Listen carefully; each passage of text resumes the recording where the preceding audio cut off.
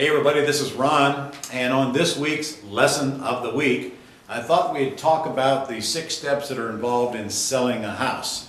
So I'm going to go through them. It's going to be kind of brief here, and certainly each one of these steps could literally be a day or two seminar, but I'll give you the basics, and then if you want to come see me or hang around or spend a little time learning this in depth, you can. But in reality, it all starts with getting the house ready to sell. This is where a lot of people fail right here, especially banks. Have you ever seen a bank-owned property ready to sell? They go in there and they paint it all white and it looks like a white tornado. Well, getting a house ready to sell means that it has to be attractive. It has to appeal to the emotions. The first thing you want to focus on is what's the front of the house look like. Because if they don't get in off the street into the house, obviously you're never going to get the house sold. So I always try to make the front of my house look as attractive as I possibly can. I want to make sure it's landscaped correctly. I like the fancy mailboxes out front. I want 2 or 3 colors on the house, probably fresh paint. Make sure the roof looks good. Here's a very simple fact about roofs. If they don't look good, replace them. Because if a roof doesn't look good to you, it doesn't look good to your buyers, and you might as well replace it, because even if you get a buyer that wants it, you probably won't get an appraiser or a lender that will accept it. So just replace it. So get the house frontal appearance ready, and then inside the house, it really needs to be ready to show. Nice new paint. I like a little color in my houses, carpet, a nice kitchen, nice bathrooms, and make darn sure that you stage it before you put it on the market. Get it staged, get some little fancy things sitting around, some plants and some little circle rugs and whatever, put some pictures on the wall, and just make it look a little homey. That'll be a big difference if you just stage the house. And guys, let the ladies stage houses. You don't know anything about staging. You don't know anything about picking colors or decorating. Let the ladies do that, please. Step 2 is you've got to get this house on a website when it's ready to sell. If you don't have a website, you've got to get one set up. And it's not a difficult thing. In fact, you can go to WordPress.com and set up your own website if that's what you want to do. And just get a little bit on the site. In fact, why don't you go to my site? It's Jack's Home Deals, jaxhomedeals.com. That's J-A-X, homedeals.com. And you'll see a very simple site there. It's got a home page telling them why they should do business with me. And then they can go right to the houses that I have for sale. They can get 2 or 3 photographs on each house, and they can get directions. And then there's a place where I capture their email address and some information if they want to get on my buyers list. Gotta collect buyers. This whole site is about building your buyers list while simultaneously selling the houses you put up.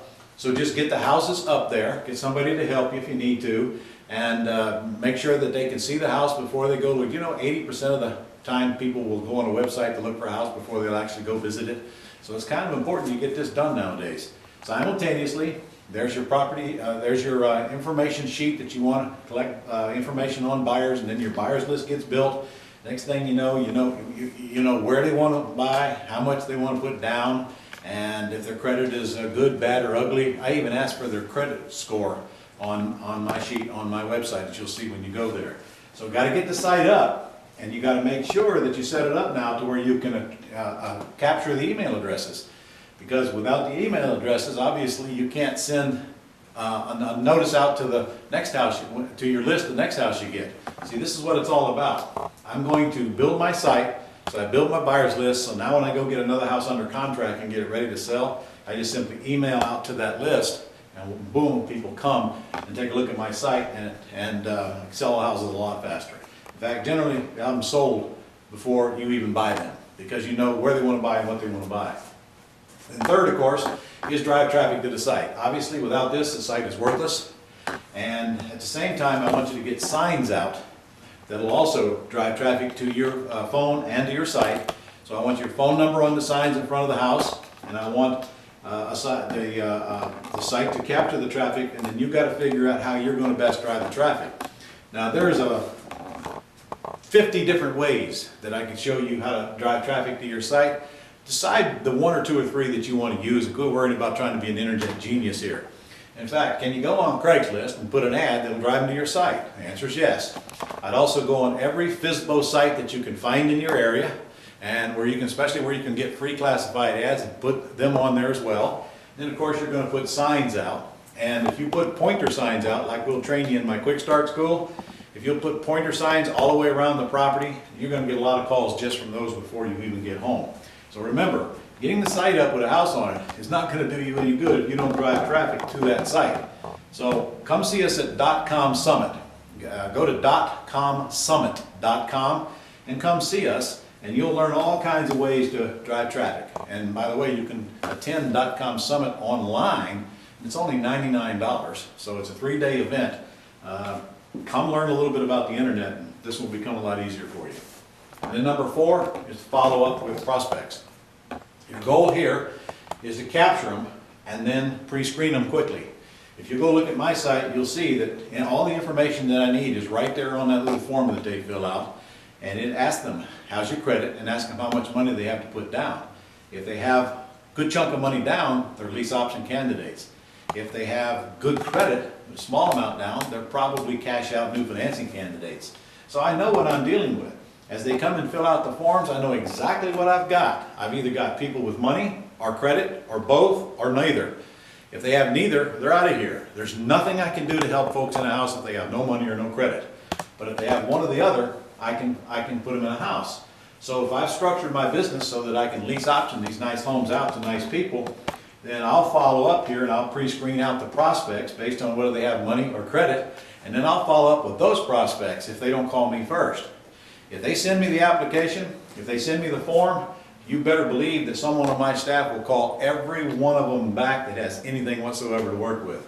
And in fact, we usually have everybody who's expressed interest in a property, we usually wind up calling them back anyway, whether they submit the form or not. And you're going to run your business the way you want. If you really have some houses you need to get rid of quickly, you're probably going to call back everybody that contacts you from the website.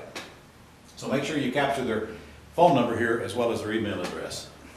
And number 5, I pre-screened out the prospects. They've gone to see the house. We don't show it to them. There's a lockbox on it. We give them the lockbox code, and they can go in whenever they want. They can go back as many times as they want, and then either they contact us or we contact them, and then we get a commitment. A commitment can only be in the form of money. If you're not getting money, you're not getting a commitment. My minimum deposit that I want when we meet them is $1,000. That's the minimum. I usually ask them, I usually tell them, well, when you come to the meeting where I go over the facts with you, after they've seen the house and after I know what I got to work with, and we have a meeting, and when they come to that meeting, they're programmed before they come to make sure they bring their checkbook, because I'm going to get a deposit. If they ask, well, how much of a deposit, then we usually say, well, we usually get it all. By this time, we've usually had a conversation about how much they can put down, and then, or they put it on that form. So if they say they can put $10,000 down, I'm going to say we usually get it all. Now, sometimes they'll come in and they'll write us a check for the full amount. So sometimes they won't. If they won't, then the minimum I'm going to take is $1,000. Because if I'm lease optioning a house to someone, they're going to be in it within 3 days anyway. But if I'm selling it for cash and I got to go through the loan process, then I tell you right now, I'm going to get as much money up front as I can. Just remember this, guys and gals. The more deposit you get, the less chance you've got of them walking away sometime down the road after you've done the work to get them qualified for a loan. So don't hesitate for a moment to get large checks here. No check, no commitment. All air.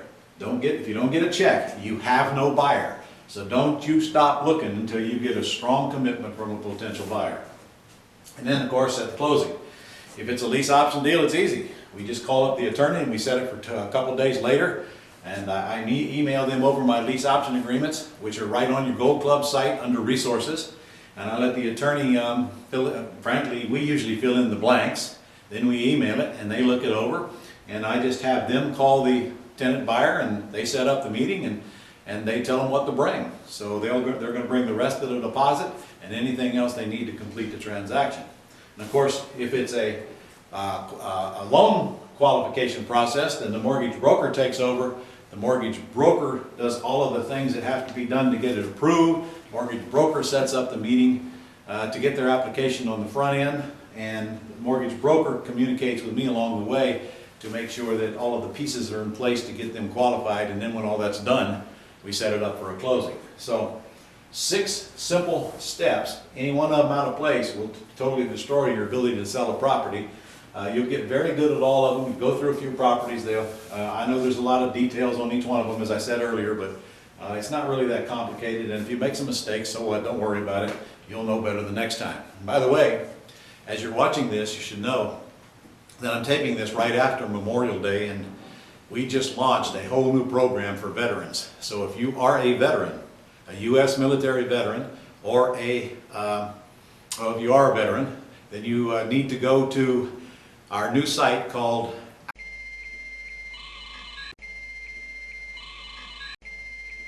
OUR Military Heroes, and there you can apply for a free scholarship to get into the Quick Turn Real Estate School, where I'll train all this stuff to you piece by piece. And if you are a veteran if you served in any combat zone anytime during your career anywhere in the world, you are entitled to a full scholarship to this event while we're offering it. My friend, that's a $2,500 gift to you if you're a veteran that served in a combat zone. If you did not serve in a combat zone and but you were on active duty and you're now discharged, you're entitled to a huge discount on this same event if you just go to put out the application. Also, if you are a veteran, period, whether you served in combat or not, you're entitled to our .com Summit absolutely free. All you got to do is go tell us you're a veteran, and we'll have someone from my staff get in touch with you, and you're in to the .com Summit. And you can attend that one either online or live in the room. So we're doing what we can to give back to our veterans. Go check it out at one of the very first to hear about it. And of course, space is limited in these things, so I want you guys, our members, to get in there first. So go do it right now while it's on your mind. See you soon.